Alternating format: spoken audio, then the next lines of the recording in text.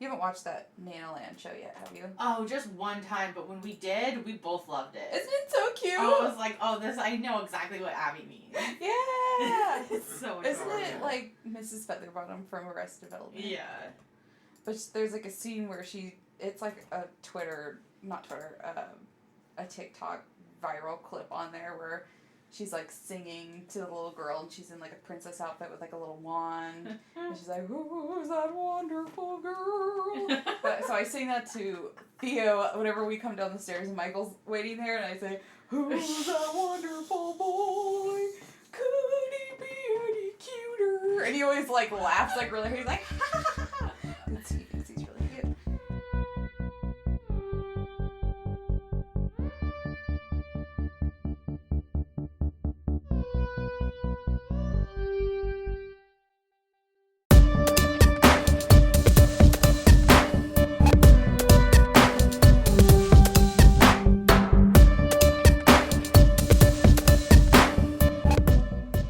Hello. Oh, hey guys. Welcome. I'm Abby. And I'm Shauna. And this is Anxious. And Afraid.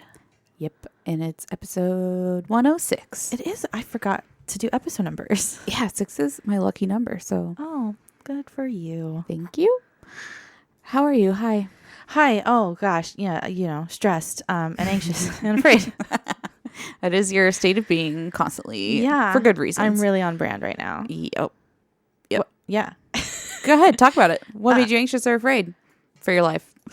I mean, okay. So I guess I've already mentioned the house stuff, and that's just continuing to, long process. Mm-hmm. It's all happening at the same time that we're traveling out of the country and to Mexico, and it's going to be great. I'm so excited. Mm-hmm. It's going to be an actual vacation. Yes. Haven't had a vacation since my honeymoon in 2016. Wonderful. It's going to be great. And 2016 shouldn't count. Strike it from the record because you guys were super sick on your honeymoon. I know. So this I you gotta don't have make good up luck on vacation. You really don't. I either am sick or I break out in hives or yeah. We've gone on some vacations that were great. Oh, of course. So maybe not all of them. But you know how you have to get to Mexico? On a plane? No, I have to take 2 planes there and 2 planes back with a toddler. I think that's what's most nerve-wracking is... Oh, I would be... With Theo, I would be terrified. Yeah. I would be I'm going to be terrified. that person on a plane with a kid. Yeah. And I really hope she doesn't cry the whole time. She's, I feel like she's an unusually chill baby. So she is. She actually, honestly, might do better than me. That's what I keep saying is that she's going to think it's so fun. And I'm just going to be terrified. Time. Ignorance is bliss. She doesn't know any of the things that you know. She's probably just like, what an adventure I'm going on. Right. Like, what a fun ride. And then I have all these toys for her. She has no concept of being in the middle of the air. She doesn't get that. Right. I'm worried about the ears, though, taking off. True. Kind of hurts. They can't chew gum like us adults can. Yeah. Oh, God. The amount of research I probably would do if I had to take a baby on a plane. I've done both. I've obsessively looked like on Amazon for all things. And then I'm just like, okay, I need to like block this from my brain because I literally can't function if I keep thinking about this. Oh, I'm sorry. It's going to be good, though. You'll get through it. And then you'll be in Mexico and it'll be beautiful and warm. Yeah, I'm very excited. Yeah. Getting my tan on. Yeah. Yeah.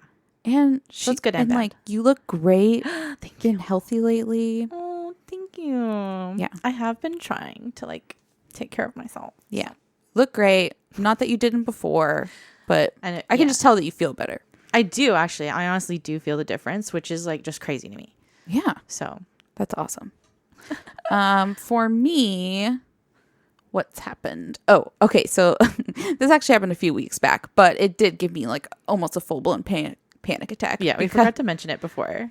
This was funny, actually, at least on my end. It was funny for Shauna because she wasn't going through the panic attack like I was for a prolonged amount of time. So I was one day just like, back in the day, we had this app where we could kind of do better analytics for like our social media. Like people do this like shitty thing where they ghost follow or they're like, follow me. And I'm like, okay. And then they unfollow us immediately. And I'm like, rude. So I was like, I'm going to be petty and just like unfollow these people track that did those. that to us, not that it really matters in the grand scheme of things, which is also why this is so stupid, but right. But we used to have that like early. Yeah, it was fine. So I went on, the App Store, and I was like, okay, let's find this stupid little app. I couldn't find the same one. There was one that had like over, I don't know, it was like 200,000 to 300,000 reviews. It was like 4.5 stars. I was like, cool, looks legit, fine. Download it, do the whole thing, and it. You even tried to do your due diligence. I did. It didn't matter. I could have been better. I obviously could have been better, but because what happened next? Because we got locked out of our Instagram in 0.2 seconds. And we got hacked. Like immediately. I was like, oh my God, I've had this app for like 2 minutes and it's destroying my life. So like it made me sign into our Instagram so that it could like track the analytics, right? That seems standard. And then immediately it was like error, and then we just couldn't get into our Instagram. We were locked out of it. Shauna couldn't on her phone. No. Because I like ran over to Shauna and I was like, let me have your phone. And I was not understanding the severity of it. I was just like, oh, okay, it is on her phone. And then within a second, it's like, nope, actually you're not. gone too. And I was like, wait, what did you do? I'm just like, everything's fine. Don't worry about it. So I scrambled. I started like Googling this app, and then I saw like dug into the reviews, and there was a bunch of recent reviews that were like, don't download this app. It's going to kick you out of your Instagram. It's going to lock you out.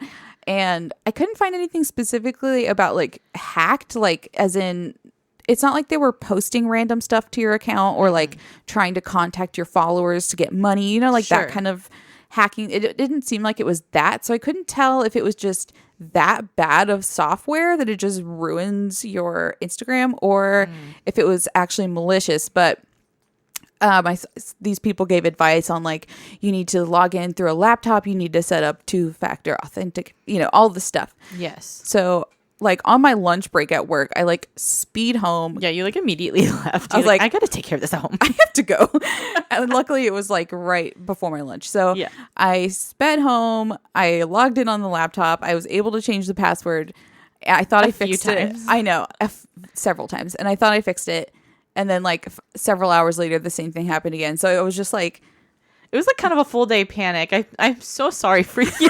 It was just like I ruined, and I think I felt extra bad because I think that the Instagram is actually tied to your personal account. So I was like, did I just ruin Shauna's life? Like, I was pretty sure I ruined your life. So I felt so bad. I was like scrambling. I set up all of the extra security, and then it seemed to fix it after a day. But I was just like, everything's all good on my end. Just you so guys, you know. I felt like an old boomer.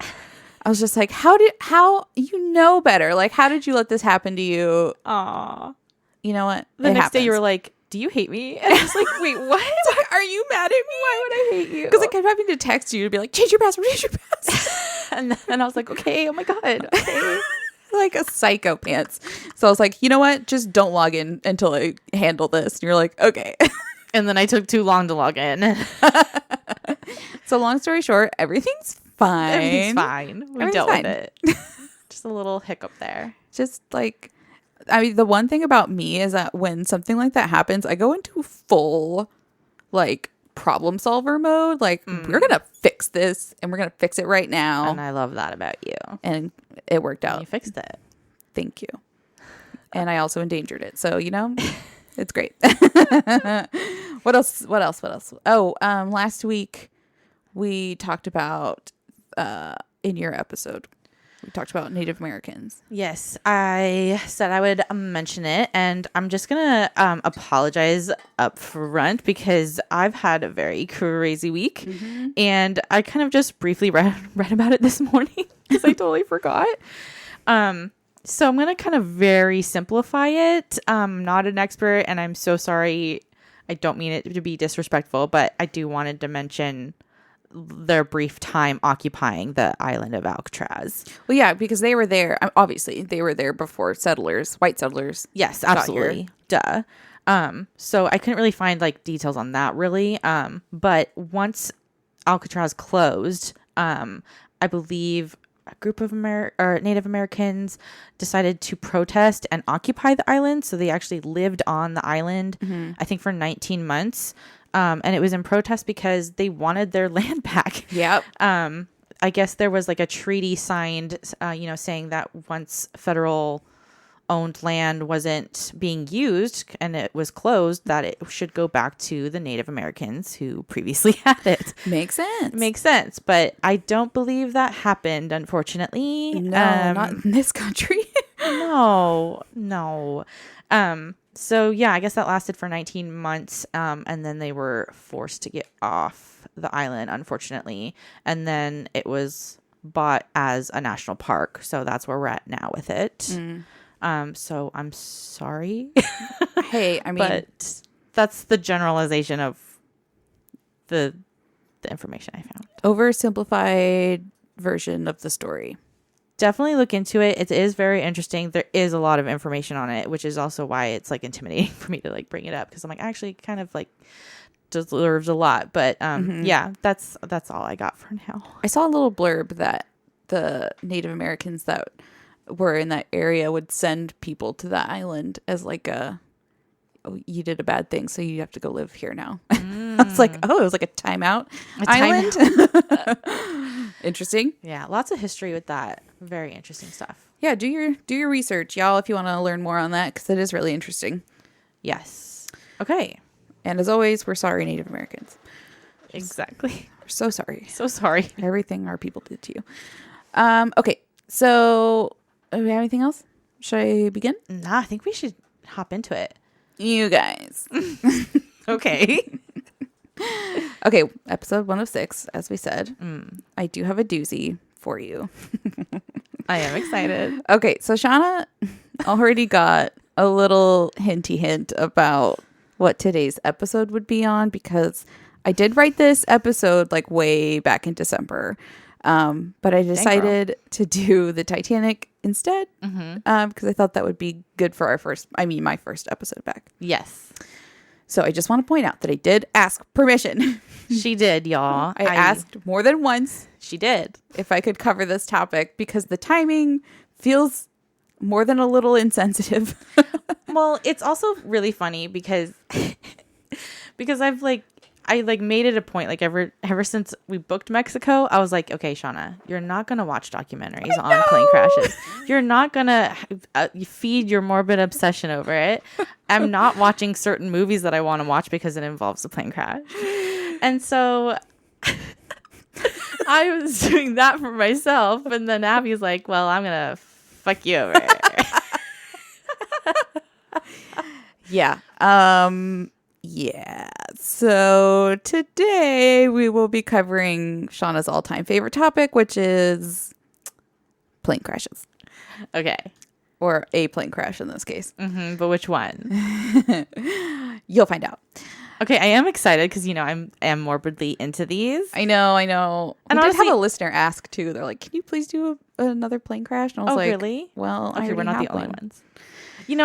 It's funny. It's not the podcast fault. It's like purely my fault, and it's more so I think just the unknown of like now I'm traveling with a toddler, and it's just more so like being scared for her, and just I'm gonna hold my breath for a few minutes and I'll be fine. Yeah, it'll be fine. It'll be fine. Planes nowadays, crashes are so seldom considering how many flights go out and out every day. I literally look for all airplanes in the sky and I tell myself, look, everything's fine on that flight. It's not going down. This is regular everyday life. It happens all the time. Flights, not crashes. Okay. Yes. Good clarification. All right. Okay, but which is this one? Go. Okay. So I know that sometimes the stories we tell have no glimmers of hope, no redeeming qualities to make you feel even just a little bit better about the horrors we speak of. But today's story is a little different because not all is lost for one person. Okay. I wouldn't call them lucky because that feels insensitive, but there is a person who will be the main character of this story today that survives to tell her tale. Okay, another woman. Yeah, it's kind of funny because I think most of the plane crash stories I've done have been one female survivor. I mean, come on. It's like always one blonde woman. Oh, is it another blonde woman? It's another blonde woman. Oh, how odd. I know. This is the third blonde woman that I've covered. Oh, that's weird. Who survived. Like the sole survivor. Okay, Do I need to dye my hair blonde? I guess. Go back to platinum, bitch. Just, Okay, that's so odd. Apparently that's the lucky hair color. Okay. So today we will be covering the incredible tale of survival against all odds of Juliane Koepcke. Okay. So she survived a plane crash when she was a teenager. Okay, young. And she made her way through the rainforest to live another day. Okay, we're in the rainforest? We in the rainforest. Wow. Unfortunately, we are going to South America, which is not too far from where you're going, but it's different. I wasn't even thinking about that, Abby, and you just put it in my brain. I honestly thought about that today. Like this morning, I was like, oh shit, it's even kind of close to, well, not really. I mean, kind of close. Take notes. Take notes. Okay, I'm going to do everything in my power to survive. Yes. Okay. Tell me how to survive. Okay. Have you heard of this? No, one? it doesn't ring a bell It's so been on far. a lot of podcasts, so I thought maybe you might So far, it recognize doesn't ring a bell. Okay. As always, let me introduce my main source material for today, which is a book written by Juliane Koepcke herself titled When I Fell from the Sky, The True Story of One Woman's Miraculous Survival. Dang. It is an incredible book. I would highly recommend and encourage anyone to purchase it and read it. It's not hard to fall in love with her when you're reading about her story because she's just really cool. Are there movies made of these stories? This one does, I know, has a documentary. It'd be such a good movie. Right? It's an old documentary too. For people who don't like to read like me, I want to watch this. I know it would. I wonder if there is. There's actually, I know that there is, but it was made back in the day and it was really poorly done. So I don't know if there's a better version. But yeah. She even talks about how terrible and like camp this movie was. It was just really bad. Yeah. I think it was also made in like the 70s or something. So Sure. Okay. Low budget. So, okay, here we go. So there is an older documentary I watched titled Wings of Hope by the legendary Werner Herzog. Sure. You know, Legend. Werner. Who's that? Really? He's like the German guy that does like all of the nature documentaries. German, not the British guy? No, he's German. Oh. Girl, you're killing me. I feel what's the one he does? Isn't it? He does like you would recognize it if you heard it. I probably would. You really would. He's got a very recognizable voice. He does. I wish I could do a Werner Herzog. In this kind of categories, I'm really bad with names. I'm trying to even think of, well, maybe Michael can pull up something at some point. But yeah, he is like legendary in the documentary world. I know Ken Burns, but wasn't his brother in Jurassic Park? Am I thinking of the right guy? No, you're thinking of the Attenborough. Oh, you're thinking of David Attenborough. yeah. Okay. I know those two guys. Okay, that's who you're thinking of, and that's who I just got confused with. But Right. I think Herzog did the documentary about the bear guy that was like living with bears and then he got eaten by bears. Ooh. I think Werner did the documentary on that guy. well, I'll play you a clip of his voice later. I swear you'll recognize it right away. Okay, It's very iconic. Note from the editor, I'll try to keep it brief. I refer to Timothy Treadwell as Bear Guy. Of course, the documentary that Werner Herzog made about him is called Grizzly Man. And here is a brief sample, just a pull quote from Werner from the documentary Grizzly Man. Here I differ with Treadwell. He seemed to ignore the fact that in nature there are predators. I believe the common denominator of the universe is not harmony, but chaos, hostility, and murder.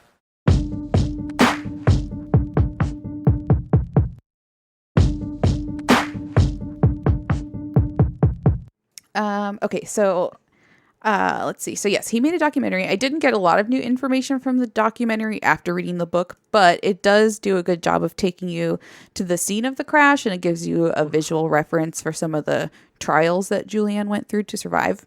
Okay. You did say this was a smaller plane, right? Yes. Okay, so that's why I also gave you permission. This plane is nothing like the plane that you're going to go on. Exactly. And it was also everything's going to be fine for me. Yeah, this is completely different. Okay. Okay, so interestingly, Werner Herzog does make a cameo appearance in this story, which is what led him to make the documentary, but I will discuss that more later. Okay.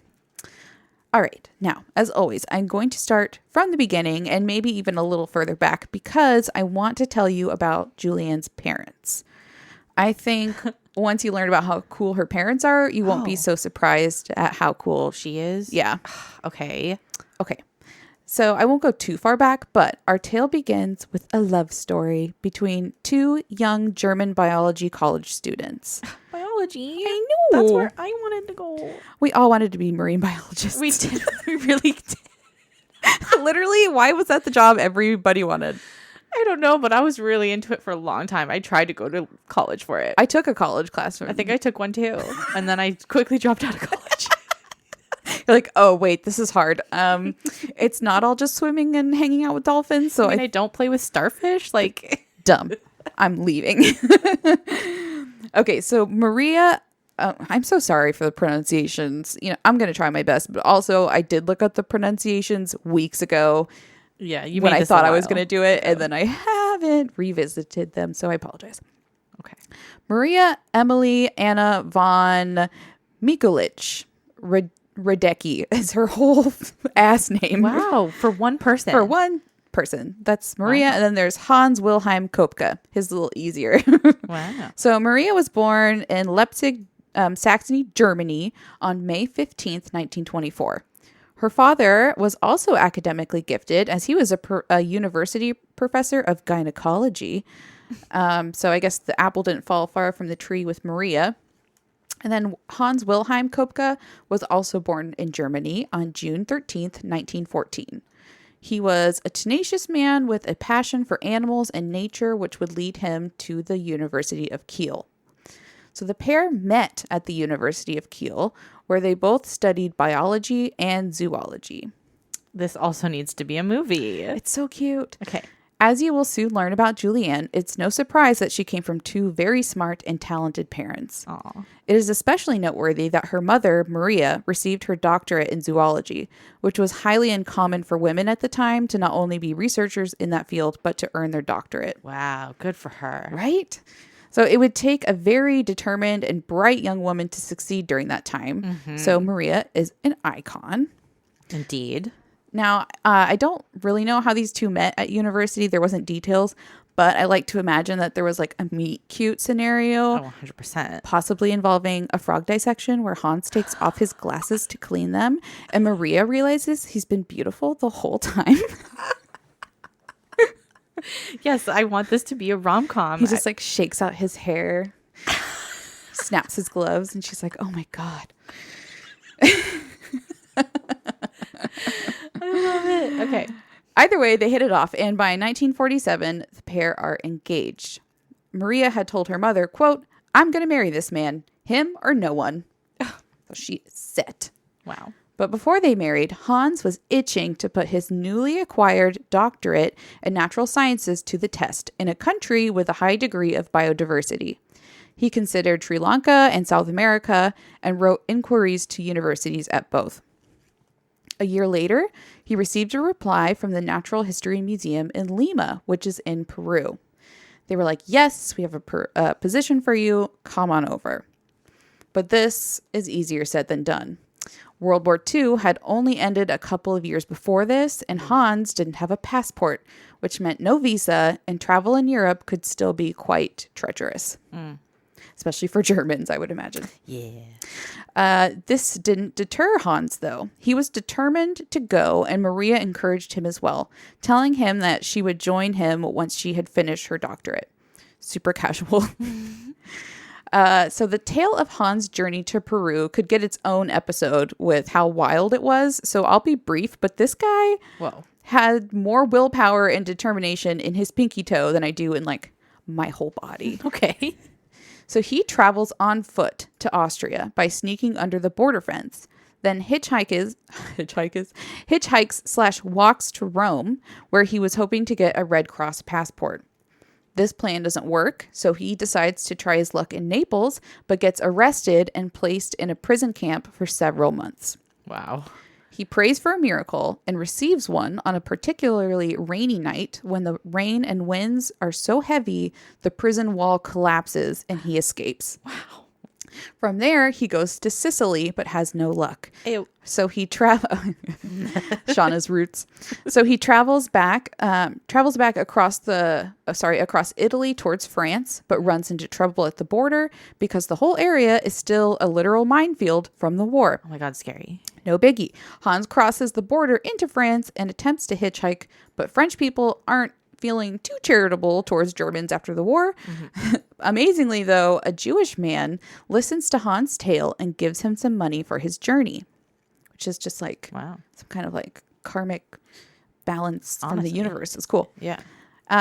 In France, Hans waits for months, hoping to find a ship to South America, but it's fruitless, so he decides to trek to Spain. This involved crossing the Alps by foot, which he did. What? I know. He was careful to travel only at night so he didn't end up in another prison camp. And after some time, he finally heard about a salt ship sailing to South America. Wait, he would walk the Alps only at night? Yes. Who is this man? He is some kind of legend. Wow. I'm like, this story's about his daughter, but like, this guy needs a book as well. Wow. Okay. I think he actually did start to write his own, but then died before he finished it, which is sad because what a legend already. Oh my God. I know, but it's so cool. So he finds this salt ship that's sailing, like literal salt, like for your food, sailing to South America. He decides to sneak on the ship and bury himself in the cargo hold, aka a giant pile of salt. No, you're gonna like dry yourself out. I know. That's no. He's gonna be like a little dried apricot or something. Yeah. I can't imagine how you live through that, but he stows away with another man, and after 4 unbearably hot and dehydrated days on the rough seas, the other man panicked, and the 2 men were caught and arrested. They were placed in prison in Santa Cruz, but after a couple of weeks, Hans gets lucky, and he was released. He quickly booked a ship to Brazil, and after a whole year of traveling, he had finally made it to South America. Oh my God. He just like ping pong everywhere. I know. He went to so many countries. He said, quote, Columbus could not have rejoiced more than I did setting foot in America, which is probably true. It would take another year and over 500 miles of walking to finally reach Peru. Whoa. So like, yeah, he gets to South America, but he's not even where he needs to be yet. And 500 miles. Wow. She's like, I'm just going to walk there. It's fine. A quote from Hans about his ordeal, which ended up being particularly relevant to Juliane's story. He said, when we have really resolved to achieve something, we succeed. We only have to want it, Juliane. Oh. When Hans finally arrived at the Natural History Museum asking for his job, they unsurprisingly had already filled it because it had been 2 years. Oh my God. He just expects it to still be open. He's like, here I am. I've arrived. Oh no, after all that. Yeah. He did eventually find a job there, though, and sent for Maria, who was still in Germany. She had a much easier go of it and was able to come on a steamship. Oh, good for she deserved that. Yeah, she's just like, here I am. Upon arrival, she also quickly got a job at the museum, which would lead to her taking over the ornithology department, and probably said, what, like it's hard? What is that department? Birds. Birds. Yes. Cool. Birds. Study of birds. Sure. Soon after, in 1950, the pair would finally get married in a church where the only language spoken was Spanish, neither of which Hans or Maria spoke yet. So during the service, there was a moment where it got really quiet, and the priest was like, Maria, you have to say sí because they asked if you would like Hans to be your husband. Kind of have to say yes. She's like, sí. Sí, señor. So that was their fun wedding, which is kind of... Oh, that's funny. It's a fun story. Yeah. Hans and Maria worked diligently in their fields while in Peru, studying the flora and fauna with an intense passion, but something was missing. They wanted a baby. Aww. Hans was hoping for a girl, and on the 10th of October, he would get his wish as Juliane entered the world. Her name meant the cheerful one, and she lived up to its meaning. By all accounts, Juliane had a pretty magical childhood. When I was reading the book, I just kept thinking, like, she's the real life Eliza Thornberry, like minus the ability to talk to animals part. Right. Like she gets to live in the jungle, like That's so cool. she grew up in Peru, like surrounded by plants and animals. That's just her everyday life. Yeah. And her mother was an ornithologist, which, as I said before, is a study of birds and would often bring home sick or injured birds to nurse them back to health. And it was Julianne's job to name the animals and help care for them. Cute. That's really the fun part. Oh, cute. When her German family would visit, they would be astonished at Julianne's ability to refer to the animals using their Latin classifications. Wow. It's a little kid being like a scientist. I know. She also grew up speaking both Spanish and German and developed many close friendships with the Peruvians in the area. Love that. As young as 5 years old, Juliane was accompanying her parents on trips to the Amazon rainforest. Her mother noted that she took anything thrown at her in stride, whether it be sleeping in the wilderness or traversing the numerous rivers by boat. And at a very young age, she had already begun to fall in love with the wild and all the living things contained within. Along with her love for the rainforest came a deep respect for the, quote, laws of the jungle. She learned which creatures and plants to avoid and garnered the skills that would save her when she would one day find herself all alone in the rainforest. Yeah, the rainforest is no joke. No joke. I honestly can't think which one's worse, the rainforest or the desert. I don't want to be dropped in either. But I feel like there's just a gazillion more things to worry about in the rainforest because it's so dense, full of just everything. There's so much life. Like So much life, so much plant life, so much animal life, so much water life. insects. Ew, insects. Bugs is what would get me. Poisonous everything trying to kill you. And it's just very loud. Like if you listen to That would be recordings. creepy, yeah. I don't know how people, I mean, Just I guess all the noises of the yeah, animals. it's super loud. Scary. Okay, so up until Julian was 14, she mostly lived and went to school in Lima, but at this time her parents decided to relocate to the middle of the rainforest so that they could study the vast biodiversity there, which had been up to this point largely unstudied. Wow. So We it- know things because of them. Yeah, they like literally They did it. wrote books and giant fat books about Wow. what they found there. It took quite a bit of planning, but in July of 1968, the family relocated to the Amazon rainforest. There was a spot near the river where some old native huts were located that Hans decided would be their new home and future research station, which he named Panguana. They built a 2-room hut with the help of the native people who quickly became their friends, even though they probably thought they were the craziest white people they would ever meet. And indeed. They were. The research station had no running water or electricity, but the Koepcke family still relished their time there, and when Juliane would visit her friends in the city, she was known as the, quote, jungle girl. Even though Juliane wasn't attending classes in her city, her parents took her education very seriously and homeschooled her in the rainforest. I mean, I would trust their qualification to teach. I know. So 2 scientists for parents. Like, she probably got a better education than most kids do in I America. mean, they definitely know math. Yeah. They're just like teaching her the scientific method. Yeah, yeah. Even so, the Peruvian government found out after a year and a half and were like, actually, we're going to need you to come back to class if you want to graduate. So in March of 1970, Juliane went back to the city of Lima to attend her old school and stayed with family friends. For the next year and a half, Juliane was just like the other kids at her school and fit back into city life, but was looking forward to return to Panguana. In December of 1971, Juliane had graduated from high school and was preparing to take the university exam test. Her mother, Maria, had arrived in Lima the previous month for work and was planning on flying back with Juliane to Panguana so they could spend Christmas with her father, who was still at the research station. Maria wanted to fly the day before Christmas Eve, but Juliane really wanted to be in Lima on December 23rd because that was the day of her graduation ceremony. And the day before that was the graduation ball, which was a big deal to Juliane. Yeah, I can see that. She saved up all of her money to buy her first long formal dress. And she already had a date. So she's like, Mom, I have to go. I have this hottie and I have this dress and I must go. I must go. Everyone must see my stunning beauty. Yes. So her mom understood and she's like, okay, Juliane, you can have your fun. And then we will fly back on Christmas Eve, the 24th. The issue with this is that all of the reliable airlines were booked up for the holidays, and the only airline left with available seats was Lanza Airlines. I would hate to travel during that time. It seems like a nightmare.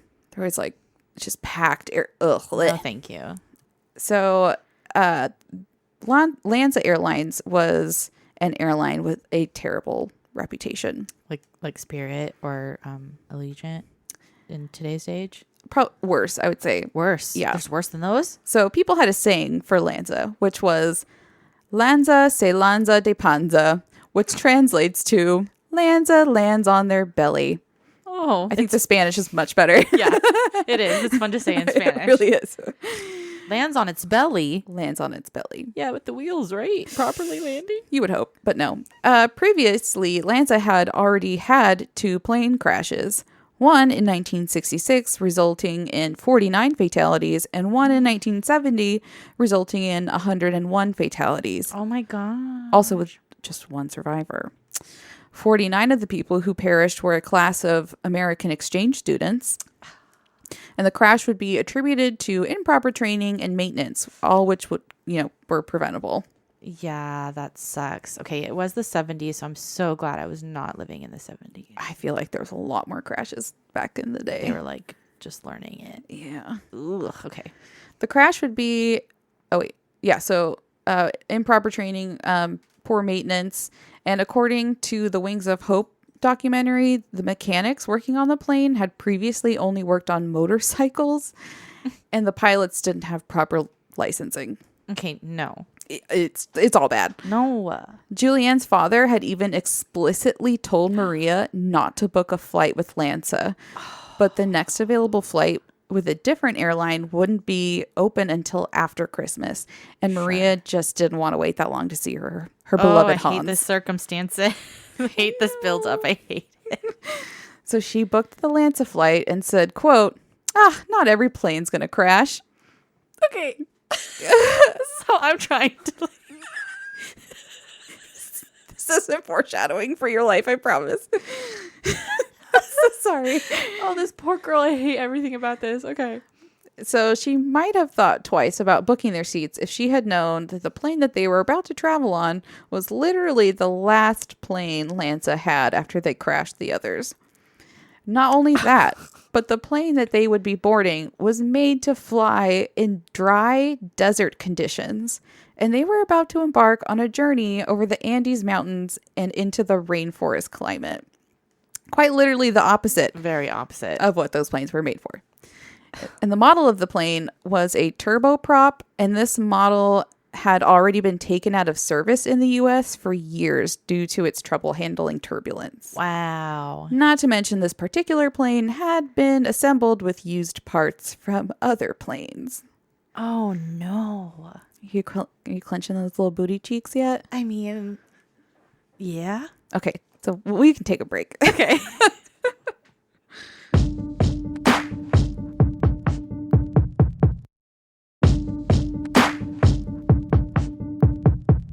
All right. Cool. So the day of the flight arrives. It is Christmas Eve, and the airport is in chaos. Indeed. It's like the Peruvian version of the airport scene in Home Alone. Sure. It's packed to the brim with people trying to get home to their families in time for Christmas. So it's just like the added level of intensity, Yeah, and stress. Yes.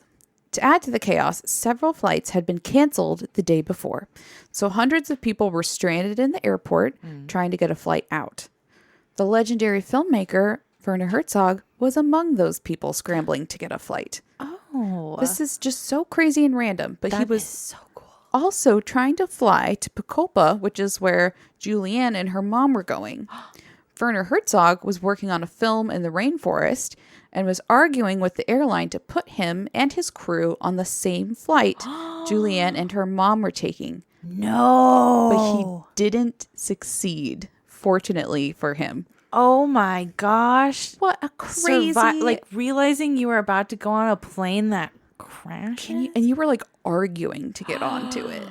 Oh, that's chilling. Ooh, it's just like to think of all the things that he's done like since. It's just wild. Like not only the fact that he was there, which is just crazy, and then he ends up writing about them, but that he was literally trying to get on the same flight. That is just so crazy. It is. It's wild. And I'm sure it was just like some kind of weird reality check for him. Just like, whoa. That would be so trippy. Right? And then to make a documentary about it, wild. After 11 a.m., Juliane and Maria's flight is called, and they board the small plane. They find their seats in row 19, which... okay, sorry. What? Her mom's with her. Yeah. Okay, yeah. They find their seats in row 19, which is the second to last row of the seats. It's a 3-seat bench. Juliane takes the window seat where she can see the wing of the plane, and her mother sits beside her, and a man sits in the aisle seat. The flight from Lima to Pucallpa is only about an hour and a half, and after takeoff, the first 30 minutes go by smoothly. All the passengers are in good spirits. The overhead bins are packed with Christmas gifts for their families. 20 minutes into the flight, the passengers are served a sandwich and a drink, but shortly after the meal is cleaned up, ominous clouds appear in front of the plane. In the black box recording from the cockpit, the pilots can be heard talking about their Christmas plans and their families, and then they seem surprised when they see the storm front approaching. But perhaps because of the pressure to get people to their destinations before Christmas, the pilots do not divert from their path and continue their descent to Pucallpa, heading straight into the massive storm. Oh, mistake. It goes from bright daylight to utter darkness in seconds, and lightning flashes can be seen all around them. Very quickly, violent turbulence shakes the plane as if it's a toy. People begin crying out as the overhead bins open and spill their contents onto the passengers and into the aisle. Food trays and unfinished drinks begin pelting people in their seats, and Maria tells Juliane, quote, "Hopefully this goes all right." Oh, you're killing me. I'm sorry. You're killing me really hard right now. It's gonna get worse. Thank you. Okay. Then Juliane looks out her window and sees a blinding white light over the right wing of the plane, followed by an explosion. Okay. She said time started to pass very strangely. I bet. Yeah, it could have been seconds, but after the explosion, she heard her mother. This is just okay. No, don't say it. I can't with this. She heard her mother say in a calm voice, quote, "Now it's all over." Shauna is speechless. Now it. Okay, hold on. I gotta breathe. Hold on. Okay. In a calm voice. You said in a calm voice, and she says the words, "Now it's all over," and she's in a plane that's in a storm. And she just knows. And did she see the explosion on the wing, or did I don't know if she saw it, but Juliane definitely did because she was at the Juliane window saw it. seat.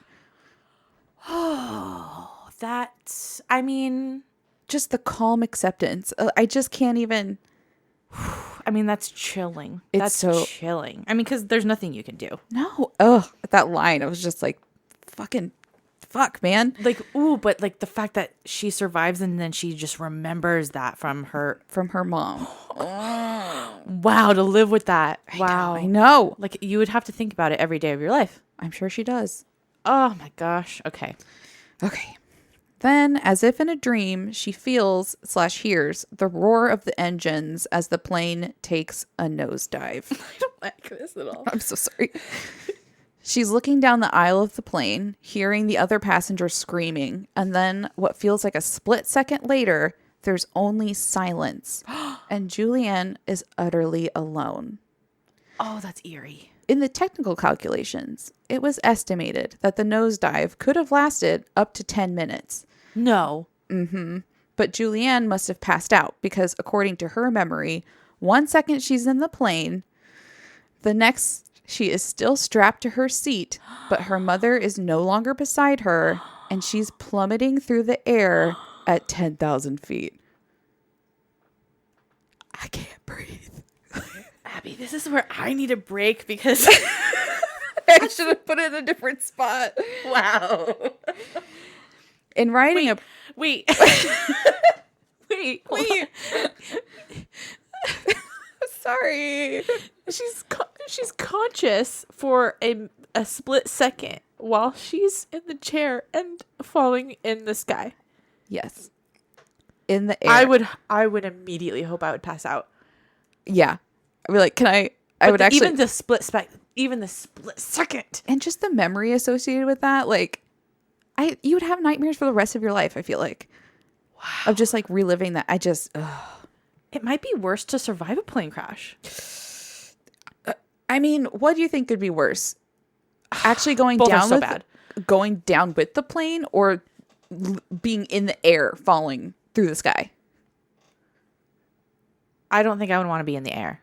I want to die instantly. Actually, in either scenario, I don't want to live. I just want to die. Just want to die like instantly. I don't want to be aware. This is the second story I've told where the person, because Vesna Vulovic, she also fell from the sky, like left the plane. Yeah. I mean, it makes sense that happens. But the fact that you survive, it just doesn't make any sense. And it's just like eerie because like you're still strapped to something, Yes, but then you're still also not just in the contraption that it should be in. There's okay, wow. and also knowing nothing is going to save you. You don't have a parachute. You just have to wait. I don't like long falls. I don't know how. Nope. Okay. I'm all right. Are you okay? I'm all right. Okay. Nobody's okay, but we'll continue. Anyway. Okay, I'm all right. Okay. In writing about this moment, Can you imagine writing about? Oh my god, and like your memories. Okay. So this is Werner Herzog. He would say, quote, "She did not leave the airplane. The airplane left her." Stop know. with these liners. Like I can't with these lines. As she is falling, Juliane believes she is going in and out of consciousness. Absolutely. I hope so. Also the air. Yeah, she remembered the roar of wind in her ears. It would be so loud. But other than that, it was eerily silent. It would be like loud and silent at the same time. Yes. Like the silence would be so loud. Oh my gosh, okay. Yeah. In the moments she came to during her plummet to Earth, she remembered the seatbelt squeezing During her plummet to Earth. just casually plummeting to Earth. She remembered the seatbelt squeezing her so tightly that her stomach hurt and she couldn't breathe. I imagine you couldn't breathe either because the wind is just up in your face so strongly. This is too many details to remember. Yeah. So she pushes back out, and when she comes, I don't know what I meant by that. She pushes back out. Out of what? What did you mean, Abby? I don't know. Is she trying to adjust the seatbelt? Maybe. Anyway, but when she comes to, she's still falling, but she's upside down. And she sees the dense canopy of trees spinning towards her. Because remember, they're over the Amazon rainforest. She recalled the treetops looking like broccoli, and she careened towards them, and then she passed out again.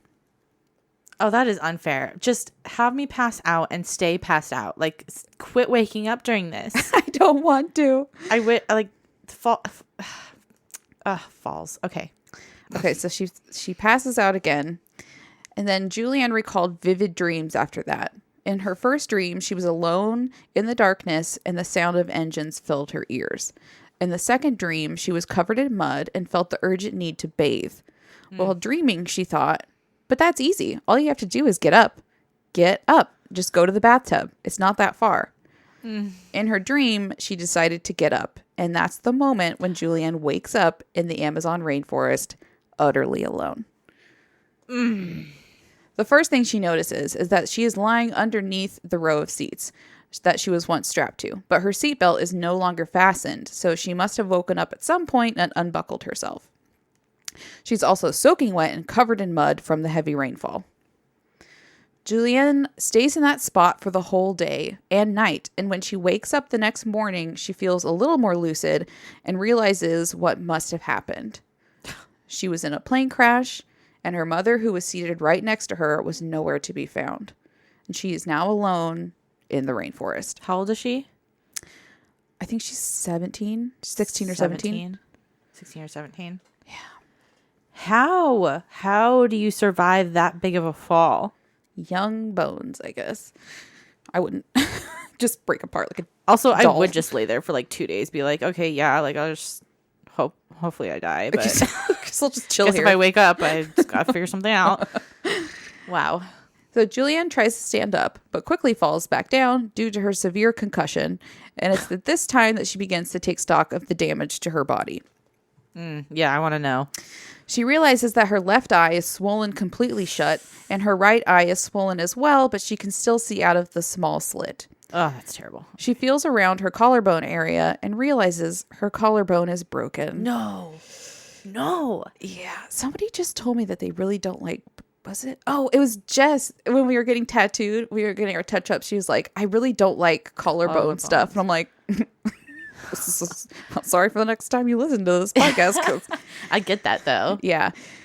So she realizes her collarbone is broken with this is gross, Ouch. with the two pieces pushed on top of each other.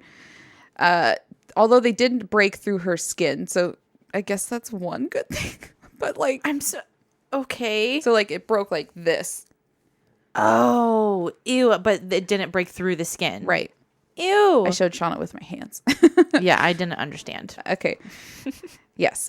So she also has a deep, jagged gash in her calf, about 1.5 inches long, but oddly, it's not bleeding. What the heck? How? I don't know. Stranger still, Juliane says that during this time she felt no pain from her injuries, and I'm not sure how that's possible, but I mean, I was gonna say adrenaline, but it's been like a 2 couple days. days. Yeah. Wow. She's gonna chalk that up to a nice positive in this terrible situation. Yeah, it's bonkers that like all of her limbs aren't broken. Truly. Like I would imagine at least one broken arm. I'm pretty sure Vesna Vulovic was like in a full body cast like after her fall. So yeah. Oof. Yeah. Okay. So yeah, considering she fell from the sky at 10,000 feet strapped to a seat bench, I would say her injuries are shockingly mild for what could have happened. Yeah. I'm not like diminishing her pain or her injuries, No, but that's collarbone. Hello. extreme circumstances. It's still crazy. And she was just able to get up and walk. That shouldn't happen. It's just nuts. As for the theories of why Juliane was able to survive such an intense fall, there's a few. Due to the warm climate and intense thunderstorms, it is thought that there may have been powerful updrafts, which would have dramatically slowed her fall by pushing her back up. I mean, wind can be really strong. So, and the Amazon is probably the craziest place. Crazy weather there. So I could believe that. Yeah. Another theory attributes her slower descent to the rows of the seats that she was strapped to. Mm-hmm. Because she was seated on the end, it is thought that the row of seats may have acted kind of like a maple seed does when it falls. You know, it spins. Yeah. And that can kind of slow the descent as well. Oof. This theory is supported by Juliane's memory of seeing the trees spinning towards her as she fell. Makes sense. So yeah, like the propeller movement kind of slows it. The last theory is that the dense network of vines in the treetops could have caught and slowed the fall of the seats and Juliane. I mean, it's dense forest to get to the ground. So yeah. And all kinds of vines and stuff. So yeah. But then again, like how you're hitting everything. Like I Right. guess yeah, the seat must have been really helpful. I guess. It was honestly probably just a combo of all three of those, but we won't really ever know. And divine intervention. Truly. Oh, and a not so fun fact for you. This plane crash is the result of the most deadly lightning strike in history. Lightning strike. So a plane crash that was caused by a lightning strike specifically. Yeah, and I said, Wow. Don't worry, they build airplanes to withstand lightning strikes these days. So, Thank you for mentioning that. yes, you're welcome. Okay. That won't be a problem for you. All right. So, it takes a few attempts to not black out, but Juliane does eventually manage to stand up and attempt to call out for other survivors, especially her mother. Oh. No response other than the loud sounds of the rainforest. Oh, and by the way, now it's Christmas, so Merry fucking Christmas. Gosh. Even though it is Christmas, unbeknownst to Juliane, the largest search party in Peruvian history is now underway for the missing plane. There was some confusion among the victims' family members whether the plane had made an emergency landing somewhere, but with LANSA's reputation, I think people pretty quickly assumed that the plane had gone down. Yeah. Unfortunately for Juliane, though, it wasn't going to be the search party that rescued her. She was going to have to do that herself. Of course. Now, if I had woken up in the middle of the rainforest, I would have peed myself and probably waited for my inevitable death, but Yeah. not Juliane. She looked around the dense green scenery and felt a measure of comfort. This was the environment she had practically been raised in, That's true. and her parents had always instilled in her the practice of calm and methodical thinking when in nature. Genius. Of course, she's so knowledgeable and knows all the plants. All the animals, all the birds, all the But dangers. Okay, that's like really fortunate, I Yeah, guess. it's like a pretty solid leg up in this situation. Yeah. So it is at this moment that Juliane begins to take stock of her assets. In terms of clothing, it's not great. First of all, she lost her glasses. Not a great start. She only had one sandal on, and it's the slip-on style, so it's open in the back. But it is closed-toed, so yay. Something? She's wearing a thin, sleeveless mini dress, which is probably super cute. I mean, but she's 17. and it's like the 70s. Not exactly rainforest friendly. I bet she's nailing it, though. I bet she looks so cute in that jungle. When she reaches around, she feels that the zipper had bust open. Oh, no. Yeah. While feeling around her back, she also notices another wound on the back of her upper arm, which is about the size of a dime, but it's about an inch deep. Ooh. But strangely, like her other cut, it's not bleeding. I just don't understand that. What is happening? I don't know. I really don't get How that. do you have a wound not that you bleed? just had from falling from the sky out of a plane crash that's not bleeding? And it's a deep wound. It's not like a little scratch. I don't know, man. Maybe the Some kind of location. I'm very magical confused. being. Yeah. Let's see. Okay, so thankfully, it wasn't bleeding. Thankfully, her head still felt super fuzzy though, and she attributed this to a concussion, and would also later find out that she had a spinal injury as well. Girl, and you're walking in the forest. Yeah, she's just like tra-la-la. So our girl has a tiny dress on and one shoe, but she has already made up her mind to get out of the rainforest alive.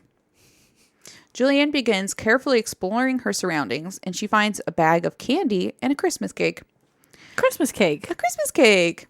She takes a bite of the cake. I think they call it a stole. It's like a traditional Peruvian cake. Type of cake. Okay. Yeah.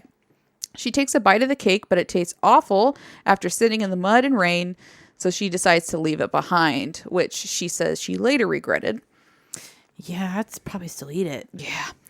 Luckily, though, there was plenty of water she could drink just from, like, licking the leaves. Right. So she Big would at leaves. least be hydrated. Collecting rainwater. Yeah, I mean, yeah. You can go a lot longer with food. You gotta have water. Yeah.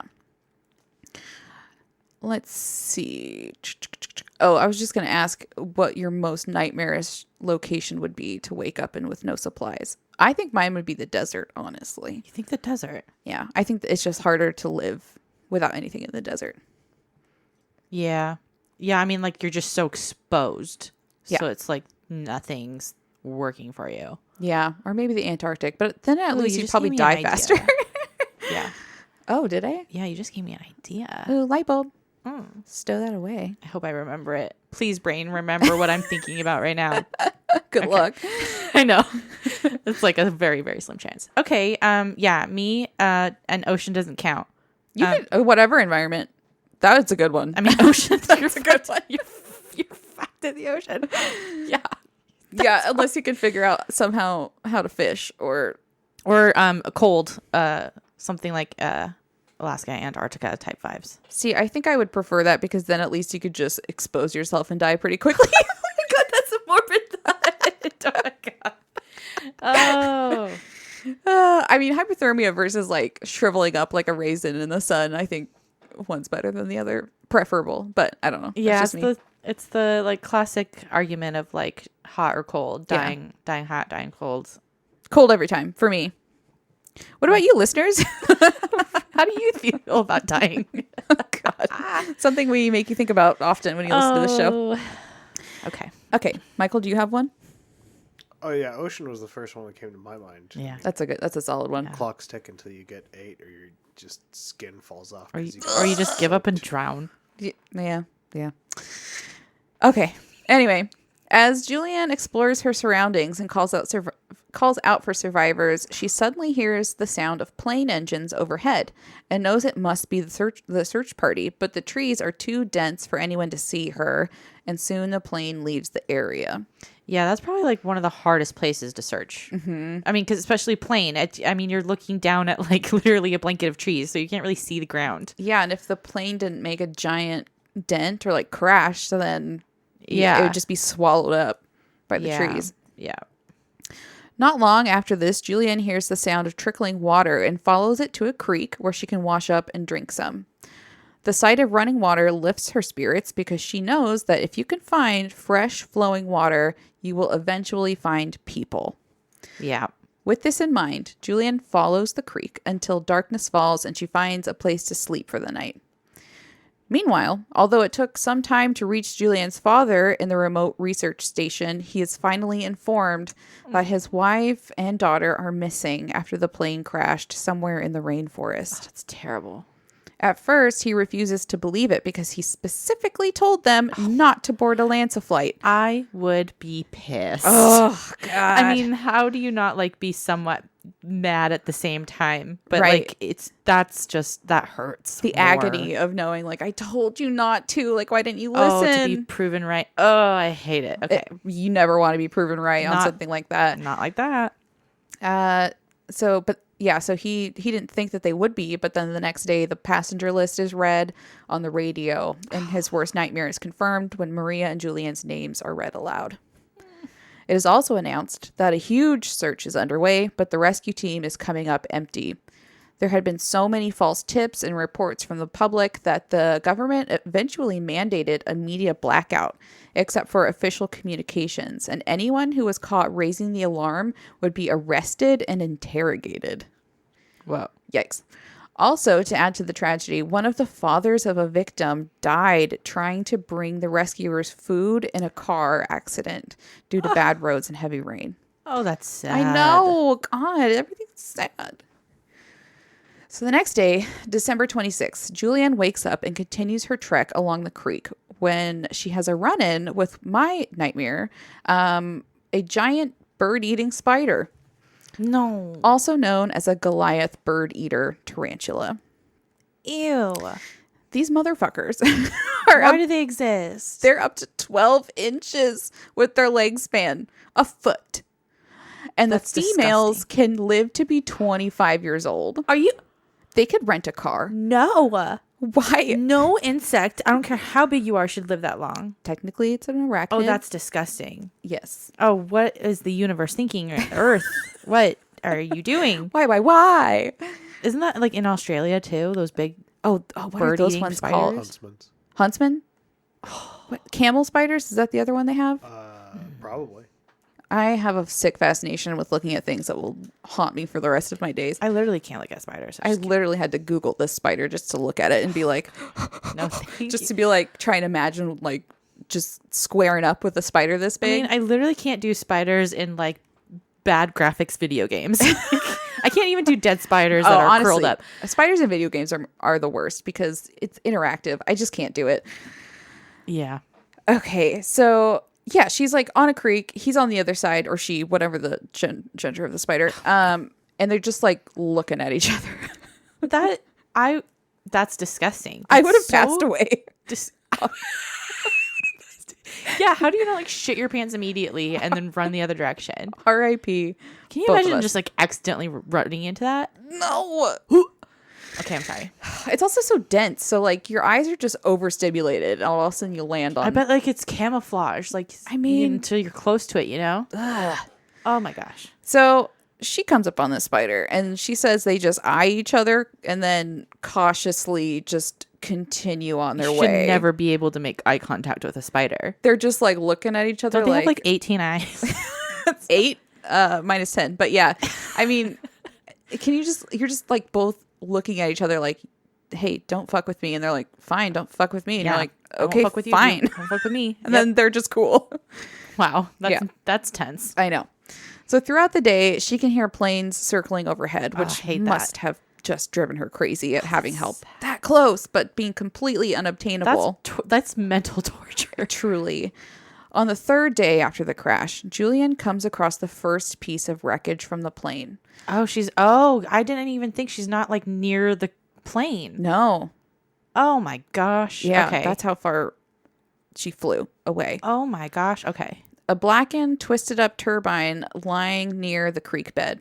Eerie. Seeing this solidifies her whole understanding of what she's gone through, because up until now she hadn't really seen any wreckage, so it's just kind of like an oh shit moment for her that yes, I did survive a plane crash. Right. It would be like you're still like tripping the whole time, but then when you're validated by saying something like that, it just makes You're like, am I being dramatic? Did I? you're That would still be like me. questioning yourself. I'd be like, I'm being dramatic, right? I didn't survive a plane crash. I'm such a drama queen. Still dreaming, right? Yeah. Yeah. So Juliane then spends another night sleeping in the open, and the next day she hears the sound of a king vulture flapping its wings.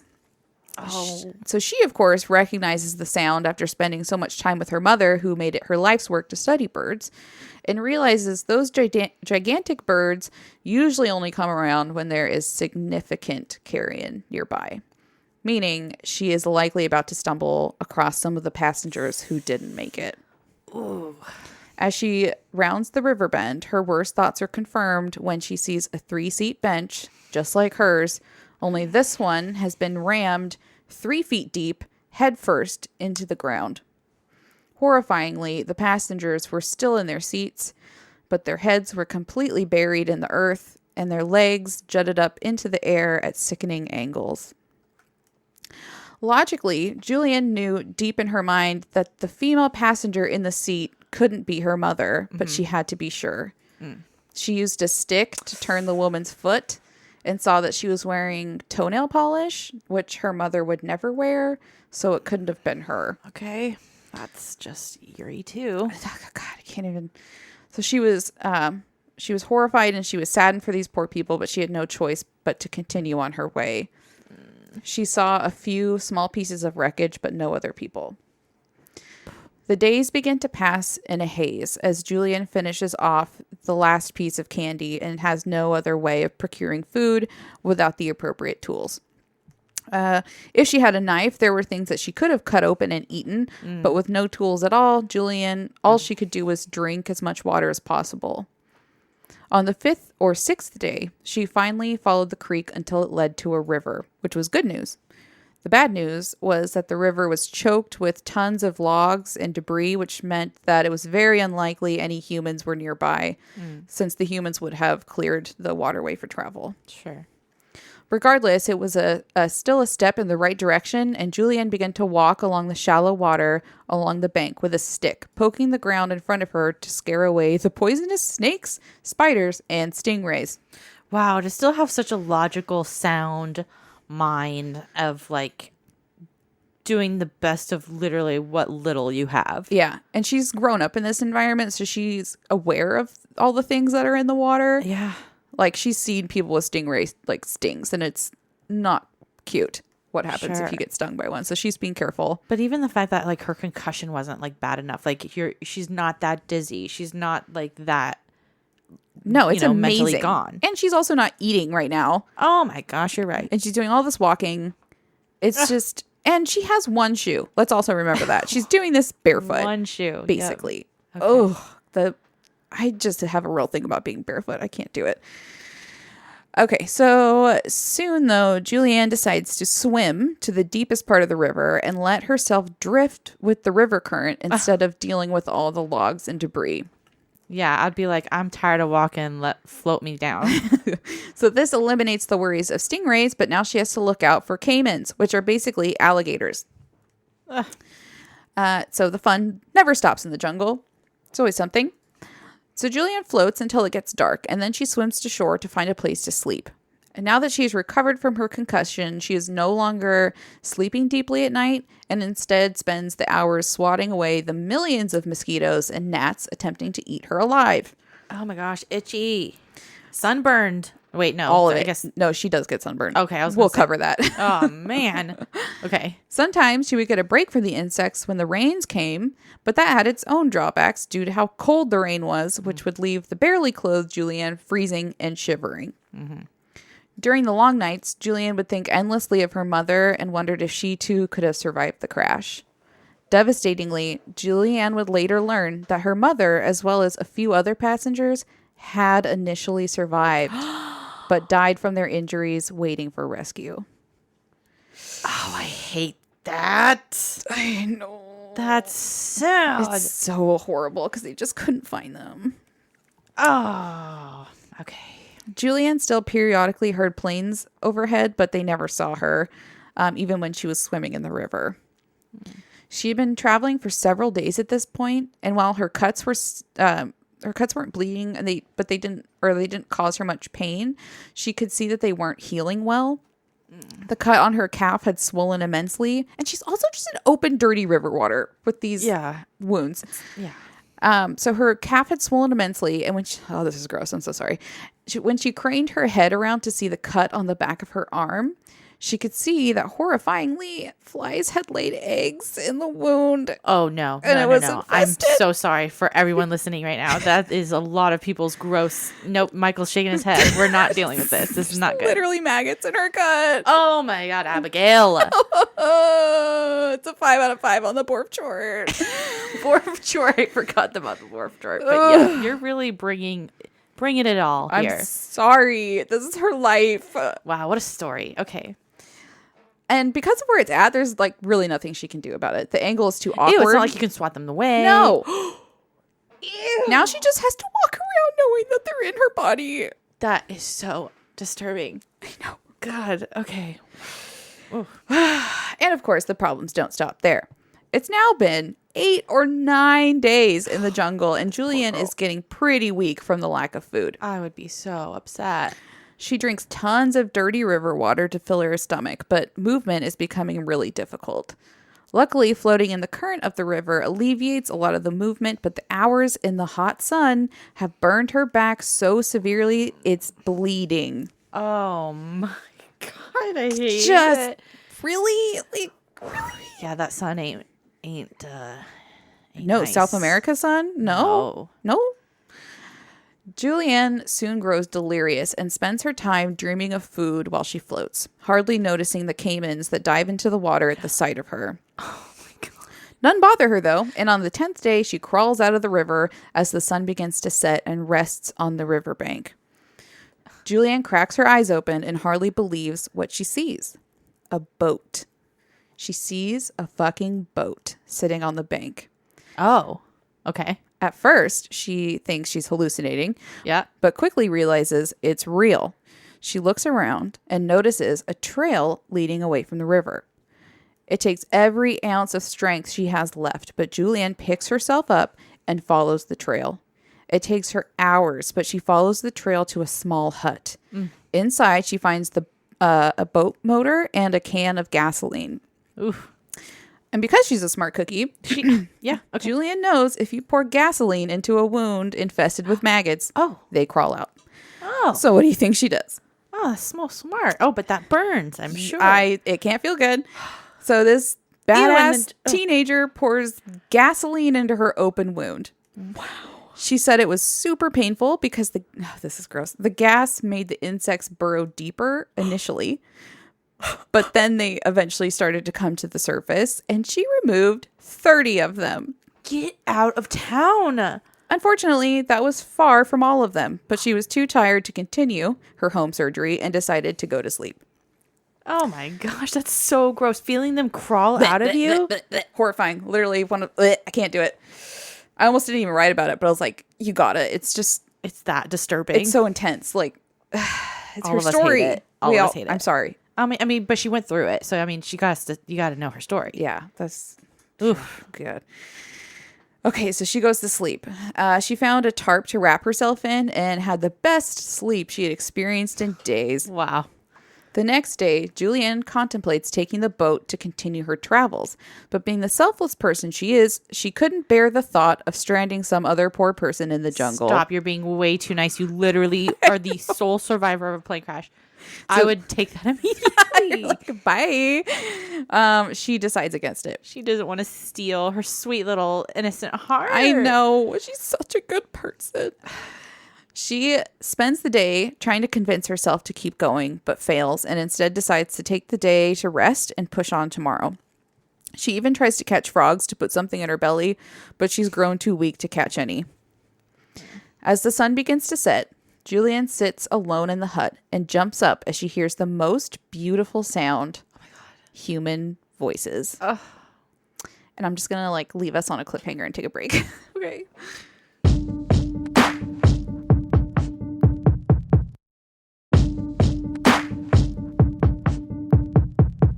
Okay, we're back. She hears human voices. She again wonders if she is hallucinating, but quickly realizes she isn't when 3 men come walking out of the forest. I'd just be screaming in joy. I know. They all recoil at the sight of her. She must have looked pretty bad. A little rough. But Juliane immediately begins speaking to them in Spanish, saying, quote, "I'm the girl who was in the Lanza crash. My name is Juliane." Oh my gosh. The 3 men turned out to be forest workers named Beltran Paredes, Carlos Vasquez, and Nestor Masufin. Sure. So sorry. Good job. They quickly recovered from their shock of seeing a half-dead blonde white girl in the middle of the rainforest and began tending to her wounds and giving her some food to eat. Oh, good. Oh my God. I just collapse. I would collapse if I saw people. The relief. I can't even imagine the relief. Juliane soon learned that the search for the plane had been suspended after all hope of survivors was gone. I mean, makes sense. And she was the sole survivor of the crash. Wow. 2 more men arrived named Don Marcio and Don Amado. It was quickly decided that the 2 Dons would take Juliane by boat to the village of Tierna Vista the next morning. That night, they removed about 50 more maggots from her shoulder wound. My God. How can that be? Wow. I don't know. That's disgusting. Oh, to be the doctor. I mean, I guess that takes a special person to do that. Bad for everyone involved. They gave her the only mosquito net they had to sleep in, which is very nice of them. The next morning, the 3 travel along the river, which Juliane finds out is completely uninhabited and learns she never would have made it out on her own. Whoa. So the luck of just stumbling across these people in that hut and that boat. Wow. Even more miraculous was the news that the men almost didn't go to the hut, but one of them had convinced the others that they needed to check on their boat. Wow. It's just a lot of crazy coincidences. That is. It's wild. So it took several hours, but the 3 made it to Tierna Vista, where the women and children recoil in horror at the sight of Juliane. She's like, why? I would feel bad. I'm like, I'm sorry. I know I look so bad. I look like shit. She learns that her eyes are completely red from burst blood vessels. Yeah. So even her irises are red. Oh. So these poor people are probably like, what demon did you bring back from the forest? Yeah, that would look really creepy. Real creepy. Juliane is finally given some basic medical care by a nurse in Tierna Vista and then proceeded to get on another airplane to go to Yarncacha, where she can receive more advanced medical care. The pilot is an American woman named Jerry Cobb, who informed Juliane that she was a trained astronaut and would be perfectly safe with her. And I looked up this woman, and she's super fucking impressive. Like, the most random people just pop into this story. Is she actually an astronaut? Yes. So she did train with other women to be an astronaut, although she never went to space. She did become a NASA consultant and was nominated for the Nobel Peace Prize for her humanitarian work in South America. Wow. Among a bunch of other crazy cool stuff. Like, she was just super. There's just a bunch of impressive women in this story. Yeah, badass women. I mean, if you want anyone to be flying a plane for you after that, it would be someone from NASA. A trained astronaut? Wow. Yes, please. So anyway, she gets flown by Jerry and arrives safely and sound where she receives more medical treatment and asks for a chicken sandwich, which she receives, and it is the best chicken sandwich she's ever had. I bet. It didn't take long for the news of Juliane's miraculous survival story to spread, and soon the media were swarming. But luckily, the news had also, I don't know if it's lucky, but the news had also reached her father, who came to her as quickly as he could. Wow, that would be some crazy news. Can you imagine that reunion? Oh my God, So intense. And the other thing is, like, they're German. They're very, like, at least he's, like, very stoic. So Sure, yeah. the way she describes it is he's not very emotional, but so he got there, he looked at her and asked, "How are you doing?" And she said, "Good." I mean, yeah, what do you say? What do you say? And then they just held each other. Oh, yeah, that's what you do. Juliane said at this point she still hadn't allowed herself to feel super strong emotions. Yeah. I imagine she was still in shock. Yeah. And yeah, she described her father as stoic and not super emotional. And she was always closest with her mother. She was, of course, relieved to be with him, but it was usually her mother that she depended on for, like, emotional support. I mean, sure. Yeah. He eventually asked about her mother, but was saddened to hear that Juliane didn't know what happened to her.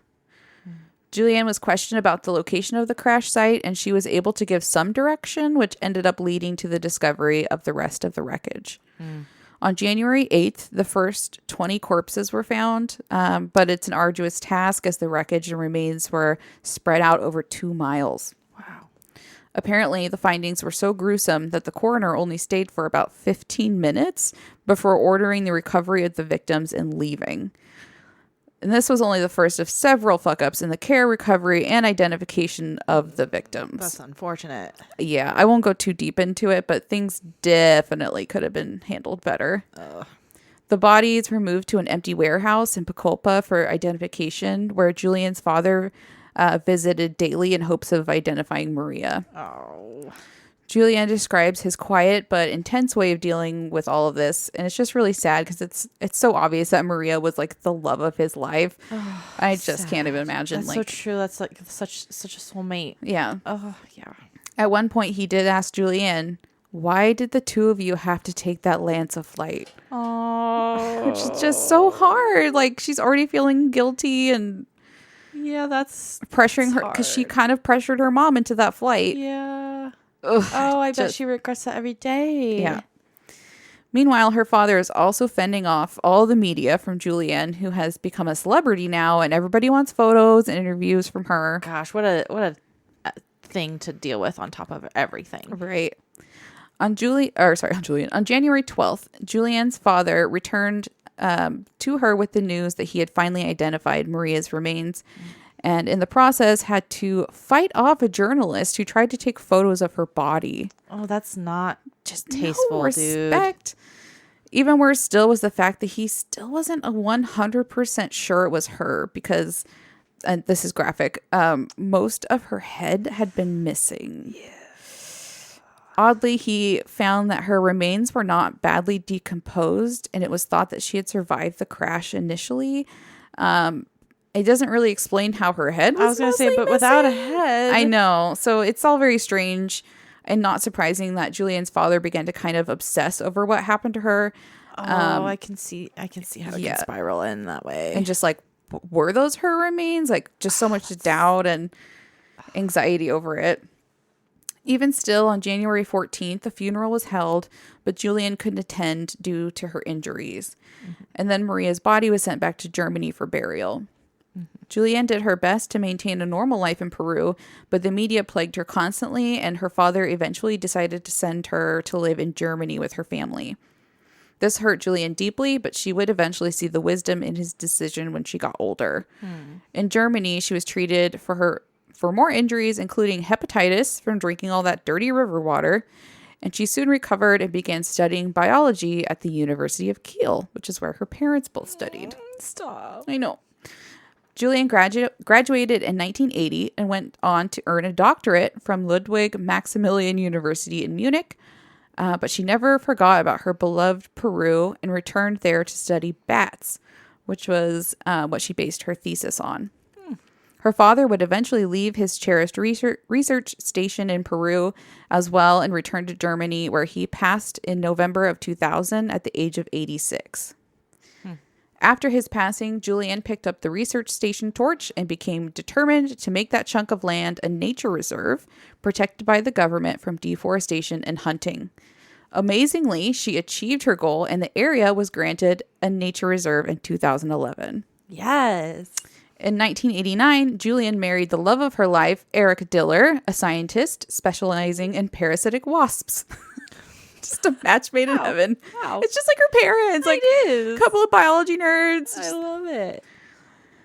So Juliane had never gone to therapy to deal with her trauma of her accident. Oh, no. But when Werner Herzog reached out to her in 1998 with the pitch to make a documentary about the plane crash, Juliane decided to go for it, and it ended up working through a lot of her trauma along the way. Yeah, I bet.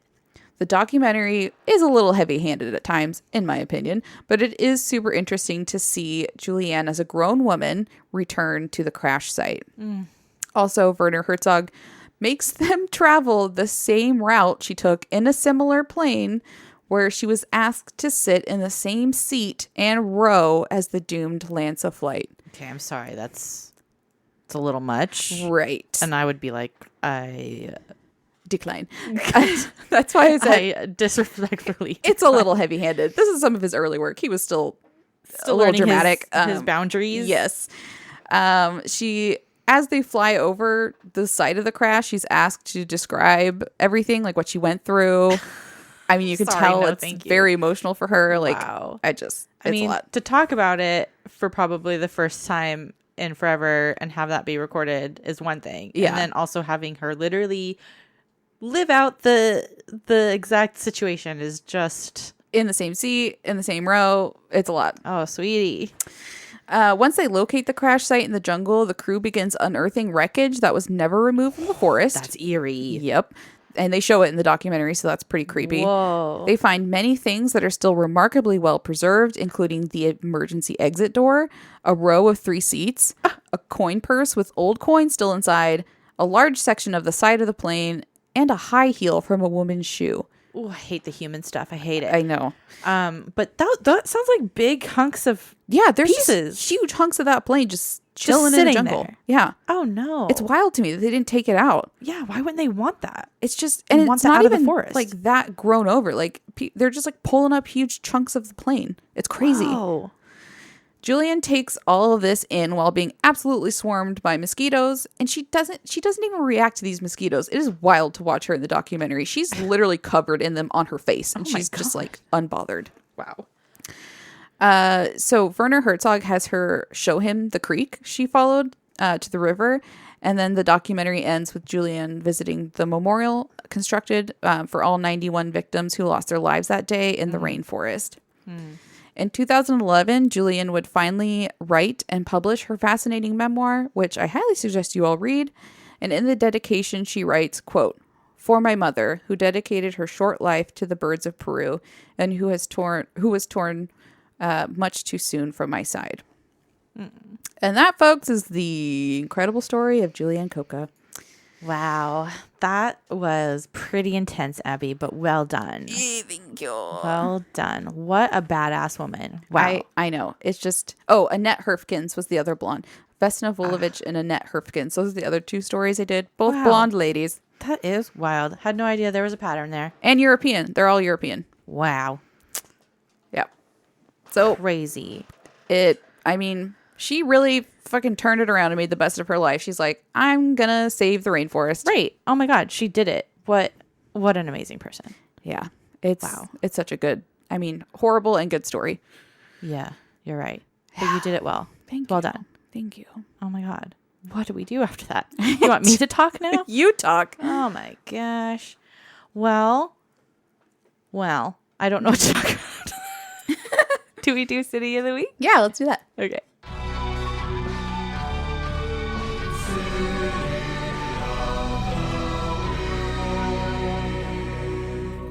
And that goes to Beaverton, Oregon. Oregon. We're back in Oregon. Heyo. Way to represent, fam. Thanks for listening. We see you. We hear you. Hello.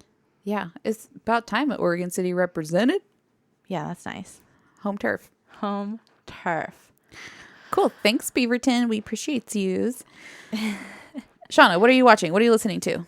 Oh my God. Okay. Well, I'm still not done because I'm really trying to draw this out, but I'm still in love with the show The Crown, Ah, yes. which is on what, Netflix? yes. Oh my gosh, because they did the last season's like the Diana episodes, and boy, did I bawl my eyes Really? out during those episodes. I was like all episode long. I was just like, I don't have any control. I'm bawling my eyes out. It was so well done. Highly recommend. I don't know why I haven't seen that show. I know I would love it. I mean, it is a slow start, but it got really good. I've always been interested in the royal stuff, but Yeah. And Diana's story is, the Diana, it's She very looks specifically just like her. fascinating. it's wild. But very well made. And there's only a few episodes left, and it's the final season, and I'm trying, like, I don't want to finish it. You know? Then you'll be done. I know. But what about you? Michael and I have been watching Halo. It's a show about the video game I was gonna say, okay, yeah. and books. Michael has problems with the accuracy. He disapproves. It's fine. It's all right. He takes his helmet off a lot. I guess that's a no-no. Kind of like the Mandalorian, but he shouldn't be taking his helmet off as much as he is. It's frivolous. Reckless. Reckless. Yeah, that show is fun. And then they did a live action of the Avatar, which was, a series. Huge animated series. cartoon that was very popular. We love that show. The live action so far, we've only seen one episode, but it has been very well done, and I appreciate it. Everything's turning into live action. Oh, yeah, and it's always a series. Like, that's how they stretch out their money now. Sure, yeah. Make it a show, not a movie, You're right. They're doing the same thing with Harry Potter, You're so right. Wow, how things change. Lord of the Rings, like all of it. That's so right. Lord of the Rings came out. Yeah. Wow. They're just like, we're going to milk this for Milk all it's worth. Really milk it. But honestly, it's kind of nice, especially if it's coming from a book, because the movie is never enough. Like, they have to condense it so much. Right. And they can probably be more accurate because it's like 8 episodes. So that's like 8 hours instead of, 3. Yeah, exactly. So I get it. hopefully that will be for the better. But yeah, that's what we're watching. So there's that. Cool. Well, wow. Okay. Well, I guess next time we record, I'll be back from Mexico. Safe and sound. Safe and sound. Very tan. Very refreshed. Very refreshed. No dangers. Ready to move, probably. Oh, yeah. We'll see about that. What a thing to come back to do after a vacation. Well, I apologize. I did a plane story before your plane flight, but it's going to be okay. And you're going to have the best time in Mexico. It's going to be fine. I know I'm going to be fine. I'm a little dramatic. I mean, come on. Who am I? I'm a theater kid. Italian one out of that. Italian theater kid. That's have double drama in my drama. veins. Double drama. Yeah. Yeah. So everyone wish Shauna luck on her journey. Please think about me and know that I'm freaking out a little bit, but also Good vibes, good vibes, good vibes. not. I'll be fine. I'll be fine. I'll just take a deep breath and I'll be fine. Yeah. All right. Okay. Well, are we ready? Yeah, you say it. All right. Good up. And good night.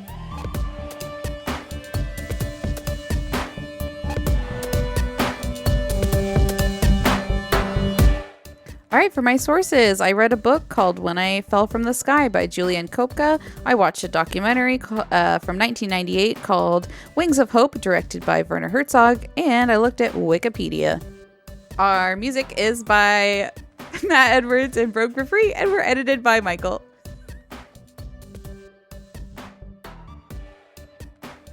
All right. Should I list our social needs? Please do. We have a lot of our things at Anxious and Afraid the Pod.